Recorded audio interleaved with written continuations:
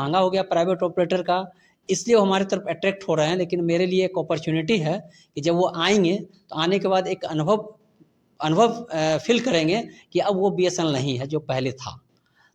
नमस्कार, मैं Vijay Kumar Singh BDC TV में आपका स्वागत करता हूं। मित्रों, आज मैं आरा बीएसएनएल ऑफिस में मौजूद हूं। अभी आपको मालूम है कि जियो और एयरटेल का रिचार्ज बढ़ जाने से लोग बीएसएनएल की तरफ भाग रहे हैं, लेकिन कुछ लोगों को डर भी है कि बीएसएनएल का जो नेटवर्क है वो कैसा रहेगा। इस पर हम बात करने के लिए आए हैं दूरसंचार पदाधिकारी रतीश जी से। तो आइए हम इनसे मिलते हैं, क्या कह रहे हैं इसके बारे में। अभी बीएसएनएल का आपका जो भाग पलटने वाला है और पलट भी गया है, क्योंकि लोग भाग रहे हैं बीएसएनएल की तरफ। तो नेटवर्क पर लोगों का कह रहे हैं कि ये नेटवर्क अच्छा नहीं है आपका, इसलिए लोगों को डर है कि बीएसएनएल का नेटवर्क अच्छा नहीं रहेगा तो फिर हम लोग लेकर क्या करेंगे और फिर वापस तो नहीं आना पड़ेगा। इस पर आप क्या करें? देखिए, मैं इस पर आपको एक बात ये बताना चाहूँगा कि वर्तमान में बीएसएनएल का 2G और 3G बीटीएस, इवन कि आरा शहर में कुछ 4G का बीटीएस पहले से काम कर रहा है। आरा बक्सर ज़िला में टोटल 122 बीटीएस से हमारा काम करता है। और हम लोग जो है इसकी अवेलेबिलिटी की जो बात कहेंगे नेटवर्क की, तो हमारे 95% टाइम ये अप होता है, मैंने बीटीएस कार्यरत होता है। यानी 24 घंटे में करीब मान के चलिए 22-23 घंटे हमारा बीटीएस चालू रहता है। तो इसलिए ये चीज़ें, एक पुरानी परसेप्शन है लोगों के मन में कि बीएसएनएल का नेटवर्क सही नहीं रहता है या सही नहीं है, क्योंकि उसके पास एक्सपीरियंस नहीं है। अब जो वो पोर्ट करा के आ रहे हैं, चूँकि वो टैरिफ महंगा हो गया प्राइवेट ऑपरेटर का, इसलिए वो हमारी तरफ अट्रैक्ट हो रहे हैं। लेकिन मेरे लिए एक अपॉर्चुनिटी है कि जब वो आएंगे तो आने के बाद एक अनुभव फील करेंगे कि अब वो बीएसएनएल नहीं है जो पहले था। तो ज़्यादातर हम केसों में पाए हैं कि लोग परसेप्शन के आधार पे कहते हैं कि बीएसएनएल नेटवर्क अच्छा नहीं होता है। जब वो यूज करेंगे तब वो बताएंगे नेटवर्क कैसा होता है, और मुझे पूरा उम्मीद है कि उसे एक बेहतर एक्सपीरियंस मिलेगा बीएसएनएल में।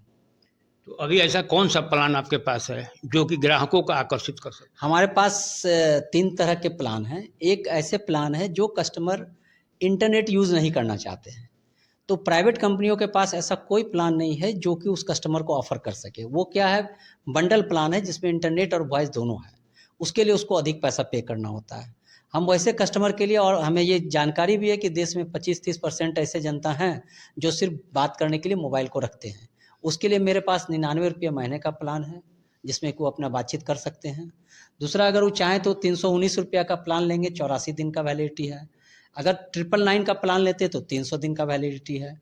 ये हुआ बात करने वाले कस्टमर के लिए। दूसरा है कि यदि उसको इंटरनेट की भी ज़रूरत है डे टू है? डे, छोटा मोबाइल है उस पर हाँ, चलेगा? हाँ, छोटा मोबाइल क्या, बड़ा मोबाइल पे भी चलेगा, कोई इशू नहीं है, सिर्फ बात करने के पर्पज़ से। अब अगर हम चाहते हैं कि नहीं, बात भी करें और रोज़ थोड़ा बहुत डेटा भी यूज करें, तो उसके लिए मेरे पास 118 रुपये का प्लान है जिसमें कि वो 28 दिन चलेगा और 0.5 यानी आधा जीबी पर डे डेटा भी मिलेगा। अब 118 के रुपये महीने में काम चल जाएगा। तीसरा प्लान है, नहीं हम डेटा अब ज़्यादा यूज करते हैं तो हो सकता है 1 GB पर डे करें, तो इसके लिए 199 रुपये देने होंगे। अगर हम 1.5 GB यूज करते हैं तो उसके लिए हमारे पास 1.5 GB का भी प्लान है, 399 में हमारे पास 70 दिन का है। तो इस तरह से बकेट ऑफ प्लान है, जो कस्टमर को जिस तरह का सूट करेगा वो हमारा प्लान ले सकता है, जबकि प्राइवेट कंपनी में लिमिटेड प्लान ऑफर करते हैं वो लोग। तो ये बताइए सर कि आपका शहर में तो अच्छा नेटवर्क है, लेकिन देहातों के लिए आपने क्या तैयार किया? हमने बताया कि अभी हमारे पास 4G का बीटीएस का रोल आउट प्लान चल रहा है। करीब 20 से 25 नया 4G का साइट हमने लगा चुका है आरा और बक्सर ज़िला में। आने वाला समय में 200 बीटीएस लगने वाला है, और इसकी कवरेज इतनी अच्छी है कि क्योंकि हमने जो स्पेक्ट्रम यूज कर रहा है बीटीएस में कर रखे हैं वो 700 मेगाहर्ट्ज का है, जो कि प्रीमियम स्पेक्ट्रम है, और उसमें बीटीएस की जो कवरेज एरिया है वो करीब 4 से 5 किलोमीटर है। तो अगर एक बीटीएस किसी एक ब्लॉक हेडक्वार्टर में लग गया तो 5 किलोमीटर के एरिया में कवर करता है। तो इस तरह से 200 अगर बीटीएस हमारे लग जाते हैं तो भोजपुर ज़िला और बक्सर ज़िला के ईच एंड एवरी कॉर्नर में कवरेज आ जाएगा। नहीं, ऐसा सुनने में आ रहा है, बहुत दिनों से चल रहा था कि बीएसएनएल में बहुत ज़्यादा भ्रष्टाचार के कारण बीएसएनएल गिर गई। इस पर आगे क्या कहूँ? ये सुनी सुनाई कहावत होगी आपकी। वर्तमान में ऐसा कुछ नहीं है, क्योंकि मैं जो यहाँ पर खुद देख रहा हूँ कि हमारे कर्मचारी अधिकारी दिन रात मिल करके मेहनत करते हैं, एकजुट होकर काम कर रहे हैं, और बीएसएनएल के उत्थान के लिए वो कुछ भी कर सकते हैं। क्या प्रतिस्पर्धा जो आपका रिलायंस और ये से है, क्या आप उसे आगे जा सकते हैं क्या? एक्चुअली हम लोग प्रतिस्पर्धा इसलिए नहीं मानते हैं कि प्राइवेट ऑपरेटर का काम है बिजनेस करना और बीएसएनएल का काम है देश में जनता को सेवा देना, इसलिए हम उसे अपना कॉम्पिटिटर नहीं मानते हैं। टाटा कंपनी से आप है कि दोनों का अलायंस हो गया है, इस पर आप क्या कहें? नहीं, ऐसा है कि आपको मैंने पहले बताया था कि 4G जो इक्विपमेंट अभी बना है वो भारत में निर्मित है, आत्मनिर्भर भारत के तहत स्वदेशी। तो इस इक्विपमेंट को बनाने में टाटा कंपनी को ऑर्डर मिला था काम करने का, और वो हमें इक्विपमेंट सप्लाई किया है, हमने उसे परचेज किया है। जो परचेज हम लोग विदेशों से करते हैं कंपनियां इक्विपमेंट को, वो मैंने उनसे किया है बीएसएनएल ने। इसलिए ऐसी कोई बात नहीं है, सिर्फ वो हमें इक्विपमेंट सप्लायर है हमारा, ना कि हमारा और कोई टाई अप है टाटा कंपनी से। कोई टाइप नहीं सर? किसी तरह का टाई अप नहीं है, बल्कि वो इक्विपमेंट सप्लाई किया है। ठीक है, धन्यवाद सर। धन्यवाद।